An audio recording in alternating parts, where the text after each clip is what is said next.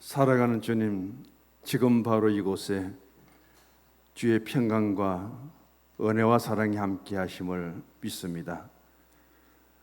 때를 따라 세우시사 주의 거룩한 성호를 찬양하는 저 입술에 복을 주시고 찬양을 받아들이는 저들의 마음에는 감동과 은혜로 채워주시기를 간절히 원합니다. 답답한 마음들, 근심하는 마음들, 그 속에 주의 거룩한 찬양을 심어주셔서 우리 입술로 아름다운 열매를 주님 앞에 드릴 때에 마음의 무거운 짐들이 벗어지게 하시고 여호와 삶의 평화로 가득가득 채워주시기를 원합니다.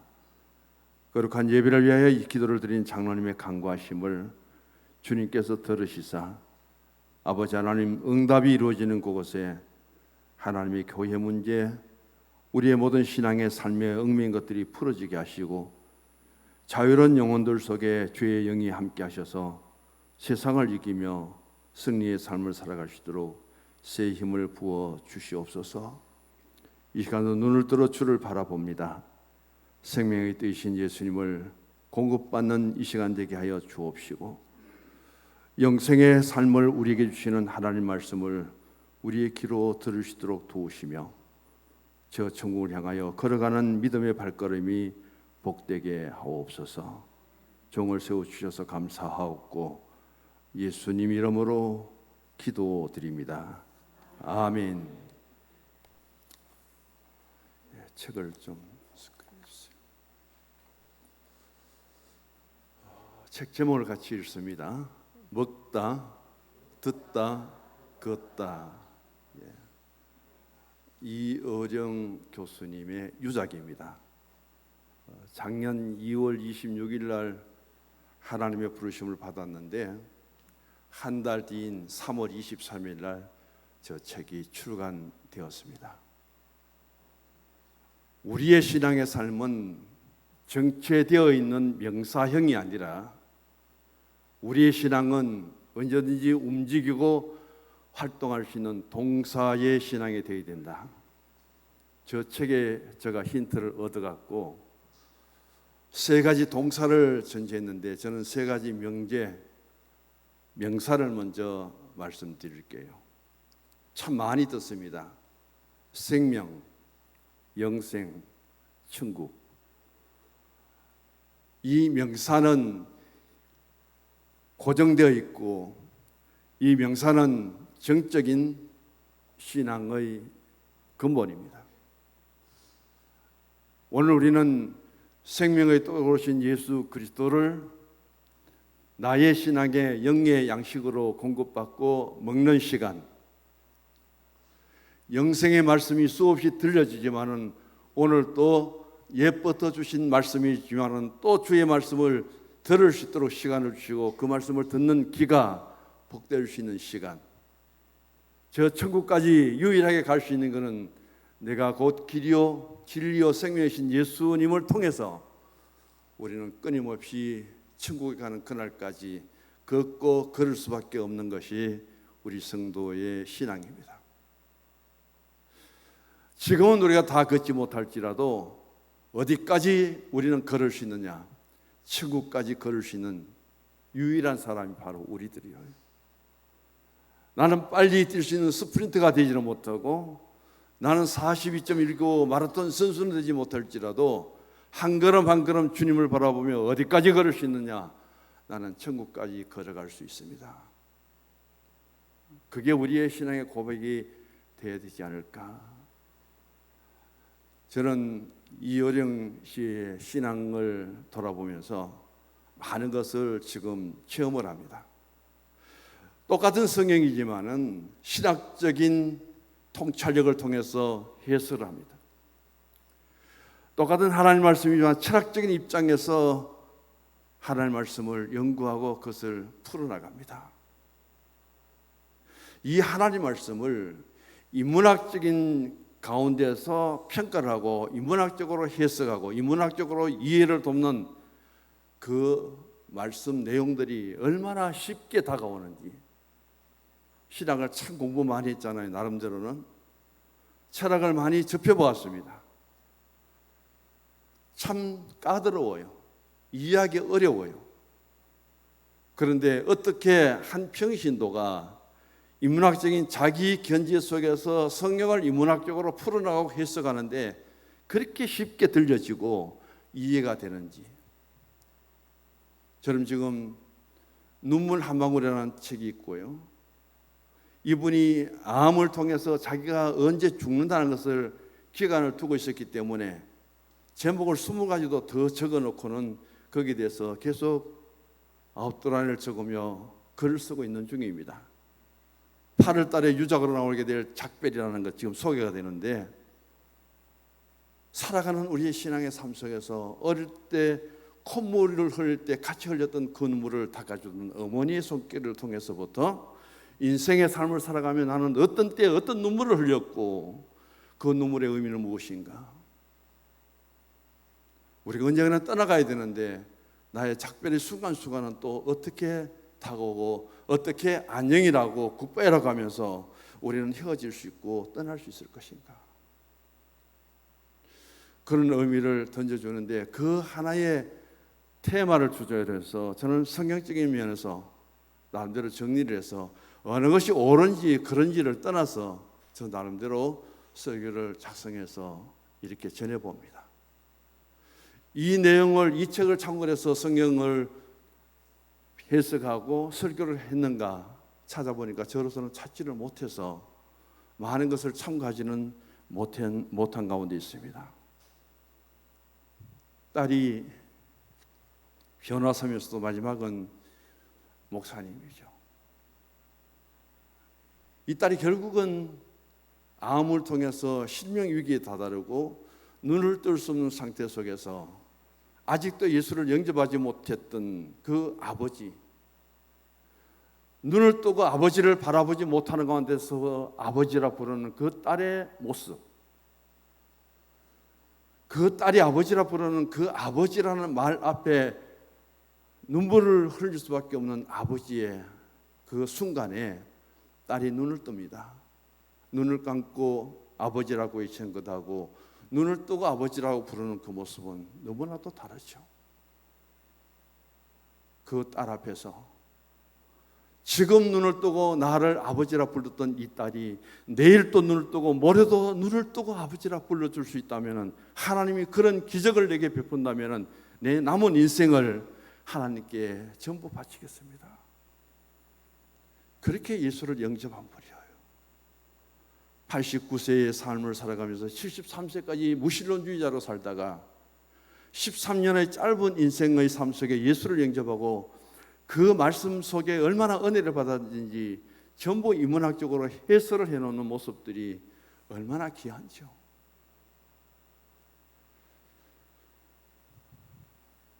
오늘 먹다, 듣다, 걷다는 책의 제목입니다. 우리 신앙의 삶 속에서 먹는다는 것이, 우리 일상생활 속에서 먹는다는 단어가 얼마나 소중한지 한번 돌아보시고요. 얼마나 많은 말들을 듣습니까? 끊임없이 들려지는 그 말들, 내가 보기 위해서는 정방향으로 내가 목적하는 것을 구체적으로 보지만은 듣는 것은 나의 의지와는 상관없이 수없이 들려집니다. 그렇게 들려지는 것 중에서 생명의 말씀을, 영생의 말씀을 우리가 어떻게 듣느냐에 따라 내 영적인 신앙의 상태는 달라질 수밖에 없습니다. 우리는 믿음으로 걸어가되 나의 걸음을 지켜보신 하나님 앞에, 나의 뒤에서 나를 도우신 하나님 앞에 내가 걸어갈 수 있는 그 최종적인 걸음의 끝마침은 어디일까? 예수님은 십자가에 달리실 때까지 그 십자가를 짊어지시고 골고다로 한 걸음 한 걸음 세 번이나 넘어지고 쓰러지면서까지도 걸어가신 그 걸음의 마침은 십자가에 달리셔서 죽음이었습니다. 오늘 23년이라는 짧은 시간 속에 그분이 회심하고 믿은 예수님을 이렇게 증거하는데, 부모로부터 이어진 신앙 2대 3대 그 믿음의 자손이라 하면서 신앙 고백 한번 제대로 못하는 제 모습이 얼마나 때로는 부끄러운지요. 하나님 일찍이 청년 사도 바울을 개종시키고 그를 회심시켜서 유대계 열심을 기독교 열심으로 변화시켜 주니까 얼마나 바울이 한 일들이 많습니까? 신학자로서 그는 또 성경을 10수권을 썼고 가는 곳마다 복음 전하고 교회를 세웠습니다. 너무너무 아쉬워요. 이어령 교수님이 한 60세, 50세에만 예수를 믿었더라도 그분에게 30년, 40년, 50년의 이 신앙적인 기회를 줬다면 아마 우리 성도들의 신앙을 완전히 변화시키고 바꿔줄 수 있는 엄청난 역작들을 우리에게 보여주지 않았을까? 소개시켜주지 않았을까? 그런 생각을 하며 아쉬움을 떨쳐봅니다. 우리 총회도 보면은 이제는 신앙적인 방법도 여러 가지로 우리가 다양하게 이루어져야 된다면서 문화예술적인 방법의 그 신앙을 소개를 합니다. 법인이 설립되어 있고요. 제가 2번 참석을 해서 이어령 교수님의 강연을 들은 적이 있습니다. 명쾌하게 하고요. 목소리가 카랑카랑하고 그때에도 80세가 되었었는데 대단한 열정을 가지신 분으로 그렇게 기억하고 있습니다. 여러 교수님은 성경을 들여다봅니다. 그런데 자기가 처음 한 신앙 속에서 전체의 신앙을 한마디로 정리한 단어가 3단어예요. 예수 잘 믿기 위해서는 먹어라. 예수 잘 믿기 위해서는 들으라는 거예요. 예수 잘 믿는 사람은 반드시 잘 걷게 되어 있다는 겁니다. 서론적인 말씀이 너무 길기 때문에 이제 본론으로 들어가겠습니다. 첫 번째, 먹다라는 단어입니다. 초등학교 산수 시간이었대요. 그 선생님이 학생들에게 질문을 합니다. 사과가 5개 있는데 2개를 먹으면 몇 개가 남느냐? 너무 쉽죠? 그래서 예 선생님 3개가 남습니다. 3개가 남습니다. 대답하는데 한 학생이 선생님! 긴장이 되는 거예요. 왜 하니까 2개입니다. 그 다른 학생들은 3개라 그러고 학생을 달려도 안 되는 거예요. 그래서 선생님 나중에는 다가갔습니다.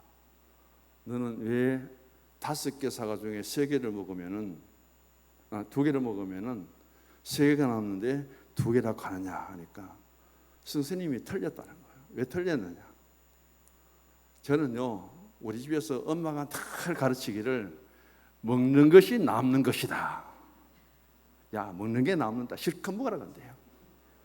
그래서 저는 사과 5개 중에 2개밖에 안 먹었는데 먹는 게 남는 거니까 남는 게 2개잖아요. 맞아요, 틀려요?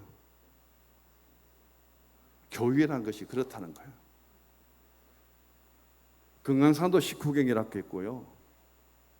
수염이 썩자라도 먹어야 산다. 우리나라가 잘 못 살아서 그런지 몰라도 먹는 데 대한 인사가 참 많아요. 요즘도 만나면 아직도 그러죠. 식사하셨습니까? 밥 먹는 사람이 너무 많아갖고 밥 드셨느냐고 하면은 그게 그렇게 예의 바른 인사였답니다. 얼마나 불안한 시대를 살면 밤새 잘 주무셨습니까? 지난밤에 안 죽고 어떻게 살았습니까? 어떻게 한 끼 안 굶고 밥을 드셨습니까? 성경에 보면요, 창세기 하나님께서 천지를 창조하시고 하나님이 하나님 형상을 따라 마지막에 사람을 지으셨는데 이 사람이 에덴 동산에 삽니다. 파라다이스 낙원이에요. 인간이 한 일은 아무것도 없지만 하나님이 완벽하게 살도록 만들어 주었는데 거기에 무엇이 제일 먼저 등장하냐면 먹는 게 등장합니다.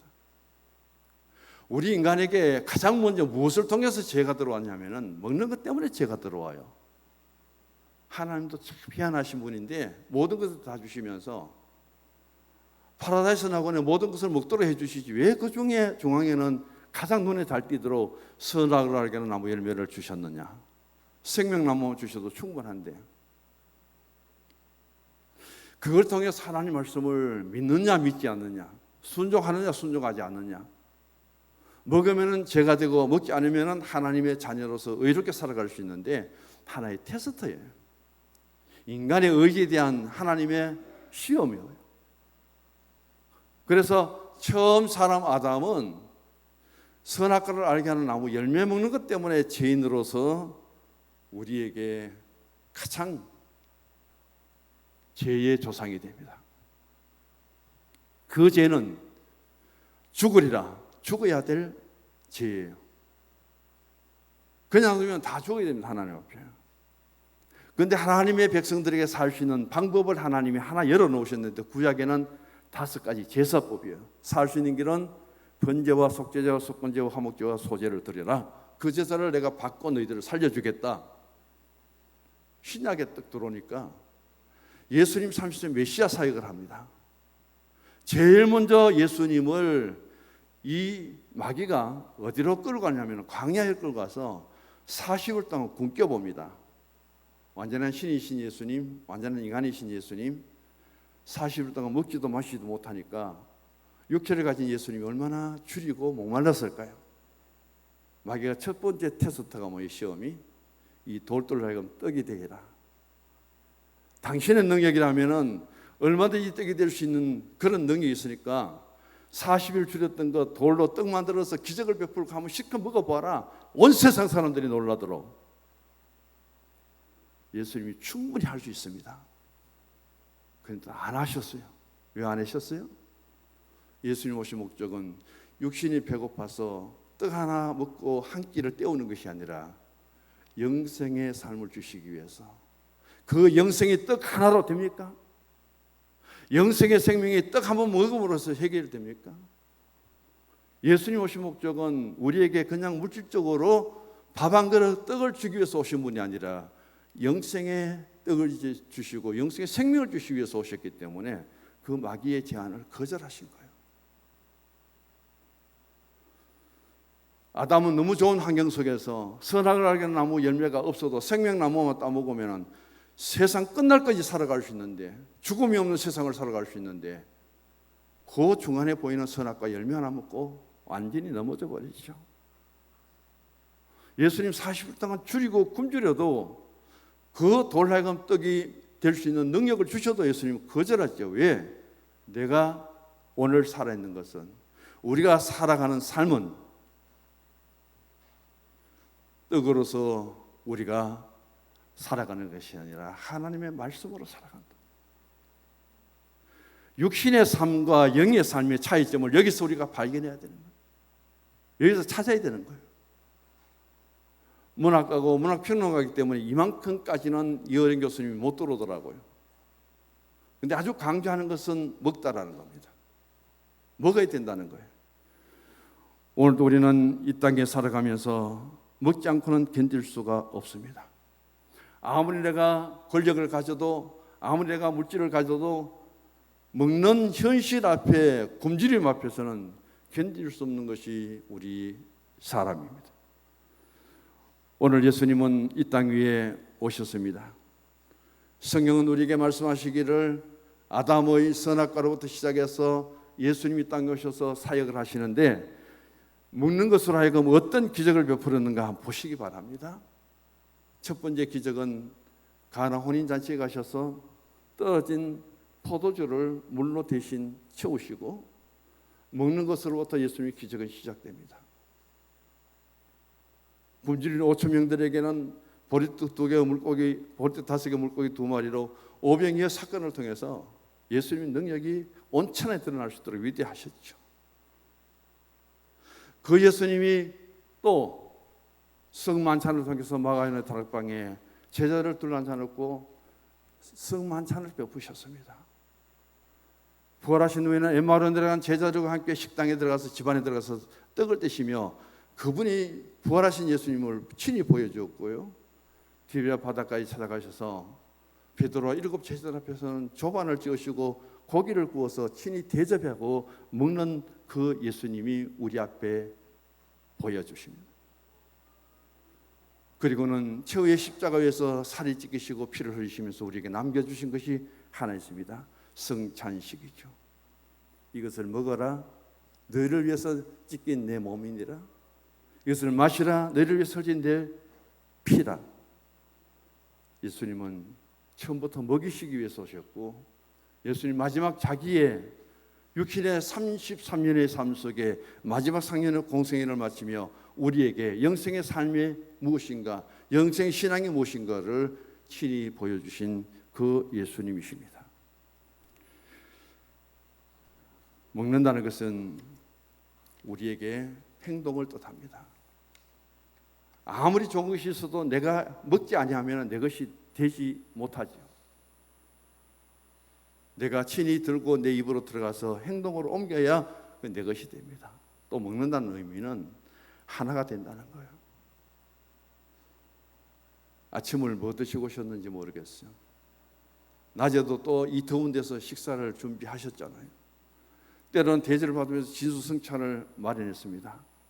밥도 먹고 고기도 먹고 국도 먹고, 근데 다 달라요. 입으로 들어가 보면은 전부 하나가 될 수밖에 없습니다. 입안에 들어가고 배 안에 들어갔어도 나는 고기고 나는 밥이고 나는 국이고 따로 나눠져요? 아니요. 완전히 믹스돼 버리죠. 그리고 우리에게 소화 기능을 통해서 마지막 배출되는 생리적인 현상 속에서 거기에 먹었던 고기를 찾고 먹었던 밥을 찾고 아무리 찾아보십시오. 나오는가? 안 나와요. 예수 생명을 우리가 똑같은 신앙 속에서 먹으면은 우리는 하나가 되는 거예요. 그래서 주님은 하나가 되라고 말씀합니다. 같은 하나님, 같은 성령, 같은 신앙 속에서 오늘 우리의 신앙의 삶 속에서 생명을 오신 예수님을 먹고 공급받는 우리에게는 그리스도 예수 이름으로 하나 되는 교회, 하나 되는 성도, 바로 그것을 우리에게 친히 보여주신 그분이 예수님이시다. 옆에 분에 인사합시다. 생명을 오신, 생명의 떡으로 오신 예수님을 자주 먹읍시다. 할렐루야. 결론은 그 말씀이에요. 두 번째 듣다 들어갑시다. 예수님이 먹는다는 것은 예수님과 하나 된다는 것을 제가 말씀을 드렸고요. 그 다음 말씀을 듣는데 로마서 10장 17절을 보시면 믿음은 들음에서 나며 들음은 그리스도의 말씀으로 말미암는다 했습니다. 믿음은 보는 것이 아닌 거예요. 믿음은 듣는 겁니다. 제가 지금 여기 서서 보면 다 보이거든요. 앞에 정은환 권사님부터 이신양 권사님까지 저 뒤에 권정사님까지 다 보이거든요. 제가 일직선으로 봅니다. 그죠? 근데 지금 제가 여기 앞만 보고 있는데도 선풍기 소리가 제일 크게 들리거든요. 저하고 의지하고는 상관없어요. 들리는 것은 내 의지하고는 전혀 상관없어요. 곳곳에서 들려옵니다. 수없이 많은 소리들이. 그런데 그 많은 소리들 중에 들음으로 하여금 내게 생명되는 것이 무엇이 있느냐? 들음으로 하여금 내 신앙이 더욱더 성장하고 성숙하고 들음으로 하여금 내 마음에 새로운 다짐과 결단이 주어지는 것은 도대체 무엇일까 생각을 해보셨느냐 말이에요. 한번 따라해 보십시다. 예수님은 완전한 신입니다. 완전한 창조주입니다. 여기 있어요. 예수님은 신이시고 창조주입니다. 그런 예수님이 사람의 말을 들어야 될까요? 안 들어야 될까요?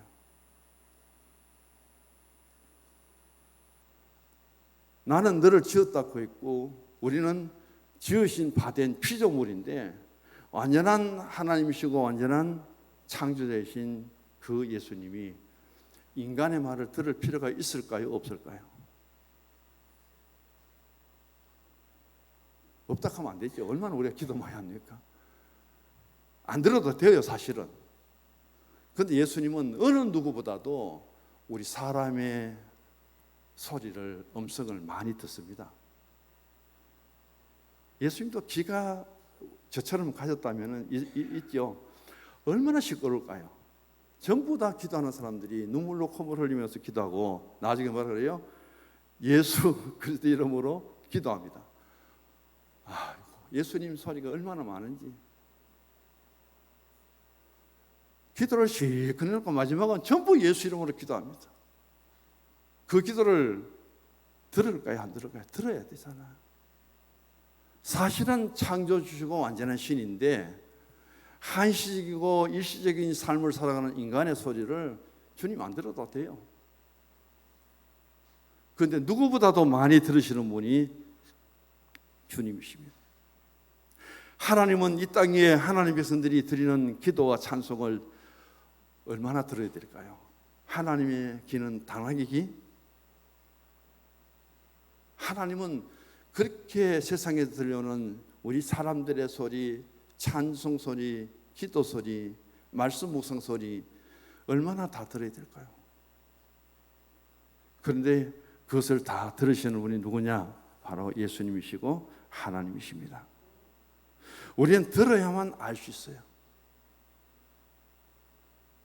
지금 정봉 집사님하고 저거 마주보고 있는데 무슨 말을 해가 제가 그 의미를 알죠. 저 앉아서 입 다물고 있으면 무슨 생각을 하고 있는지 제가 모르잖아요. 그래서 대화를 하면은 그 사람의 뜻을 알게 되고 그 사람의 의미를 알게 되는 거예요.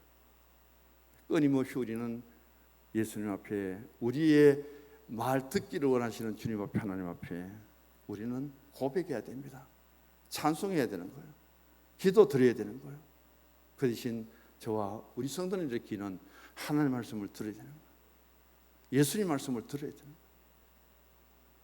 이게 오늘 우리들에게 가장 중요하다는 거예요.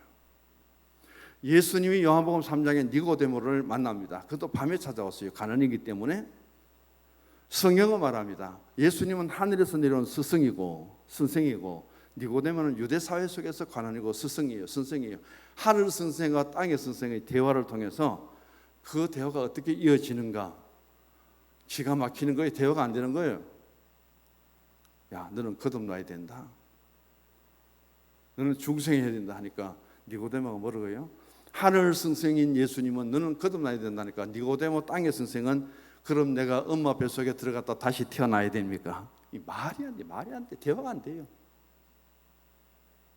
그런 유능한 니고데모와 예수님은 대화가 안 되는데 4장에 넘어가면은 가장 죄인 중에 죄인이고 부끄러워서 남을 피해 다 살던 그 사마리아 여인이 나옵니다.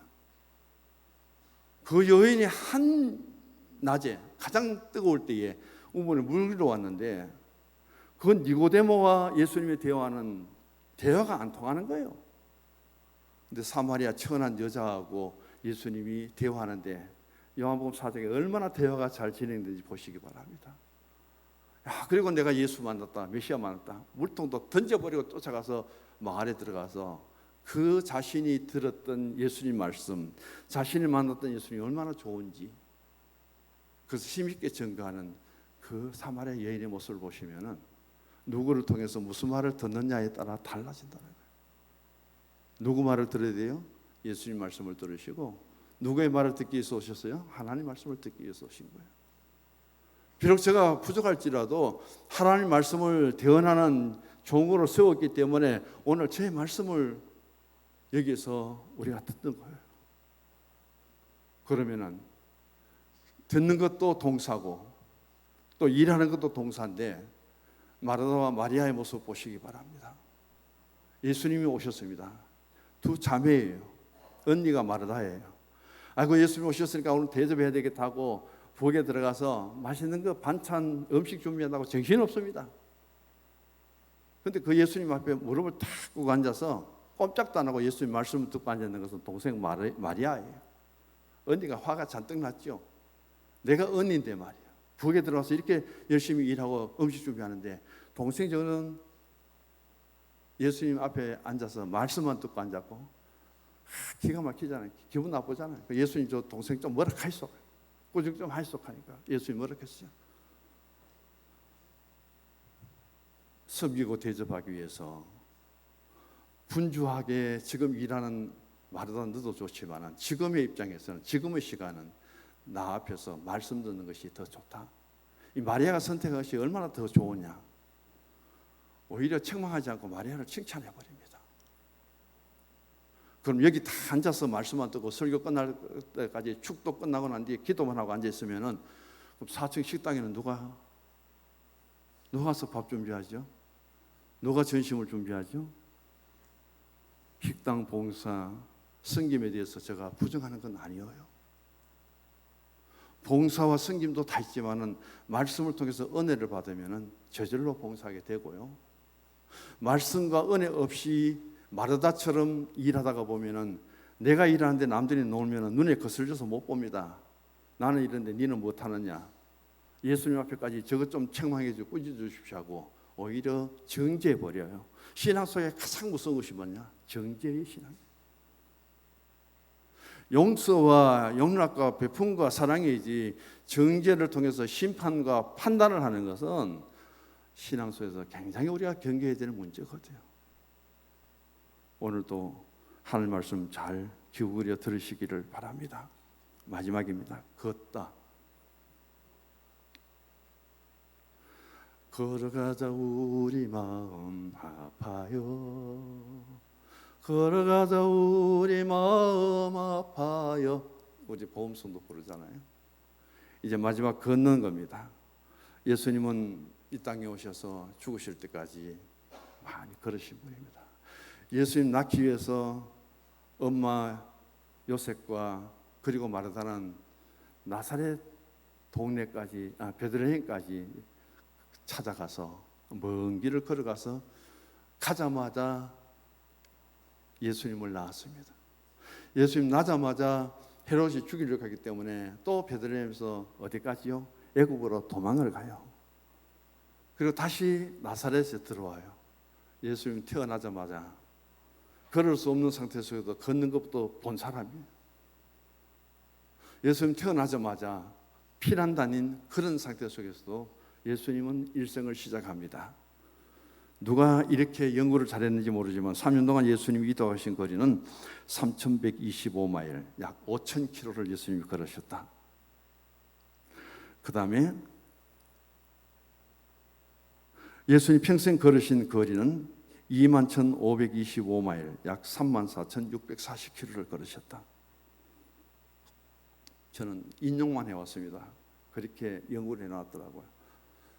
그 예수님은 어디까지 걸으셨는가? 죽음까지, 죽음 앞에까지 걸어가신 거예요.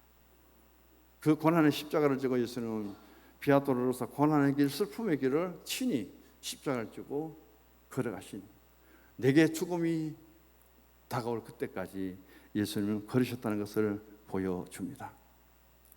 예수님은 하나님이 창조되셔서 하나님 지으신 세계는 너무 아름다운 세상이에요. 하나님이 세상을 이처럼 사랑하신 세상에 신이 되셔서 오신 예수님은 신이 만드신 창조주 하늘 맞으신 그 자연을, 그 거리를 열심히 걸으셨습니다. 걸어가다 보니까 병든 사람도 있었고, 걸어가다 보니까 귀신 들린 자도 있었고, 그러다 보니까 눈먼 자도 있었고, 걸어가다 보니까 굶주린 사람도 있었고, 예수님 하나님 지으신 세상에 정치되고 정적으로 있지 않고 계속해서 걸어다니면서 그 걸음의 현장에서 예수님이 보신 것은 병든 자, 죽은 자, 귀신 들린 자, 눈먼 자, 그분들 예수님은 예수님의 사랑으로, 예수님의 품으로 다 그들을 치유하시고 고쳐주셨습니다. 그러면서 다 그런 자만 아니라 예수님이 걸어가시는 서기관도 있습니다. 바리새인도 있습니다. 사두개인도 있습니다. 회칠한 무도마, 독사의 자식들아, 잘못된 것은 엄청나게 예수님이 책망하고 꾸짖습니다. 오늘도 예수님은 살아계신다고 믿지요. 그 예수님 오늘도 우리의 삶의 주변을 다니십니다. 걸어 다니십니다. 그 주님 앞에 나는 어떤 모습으로 보여요? 나는 바리새인처럼 보입니까? 엄청나게 책망받습니다. 내가 약하고 병들었습니까? 주님이 강하신 그 능력으로 치료하시고 우리를 다시금 이렇게 세워주실 거예요. 오늘 또 하나님이 창조하신 이 세상에 메시아로 오신 예수님이 인생의 삶이 어떤가 걸어가시는 그 삶 속에 나의 신앙과 나의 삶의 모습은 어떻게 보여드릴까요? 어떻게 보이고 있을까요? 그 주님의 눈에 띈 우리의 모습, 그날 이후, 구원 이후 하늘의 예수님이 이 예루살렘 들어와 보니까 절마리를 고쳐줬는데 이제 술 먹고 알코올 중독자가 되어 있고, 창녀를 치유해줬더니 다시금 그 길로 가버리고, 눈먼 자를 눈뜨게 해줬더니만은 세상이 아니 꼽닥하면 맨날 싸우고 피투성이가 되어 있고, 예수님 오늘 또 오셔서 우리의 그런 모습을 보시고자 오시는 분이 아니요, 그 주님 앞에 나의 삶을, 나의 신앙 모습을 날마다 아름답게 보이며 내가 곧 길이라고 하신 주님 앞에 십자가 짊어지고 천국 가는 그날까지 주님 손 꼭 붙들고 걸음의 승리자가 되기를 주의 이름으로 축복합니다. 주보 마지막 같이 결론을 읽습니다. 성도는 생명이신 예수님의 말씀을 먹고 진리신 예수님 말씀을 들으며 길이신 예수님을 따라 걸어가는 신앙과 삶을 살아가야 한다. 정적이고 멈추고 있는 명사가 아닌 먹고 듣고 걸어가는 동서의 신앙만이 참된 신앙이다. 아멘. 하나님, 먹다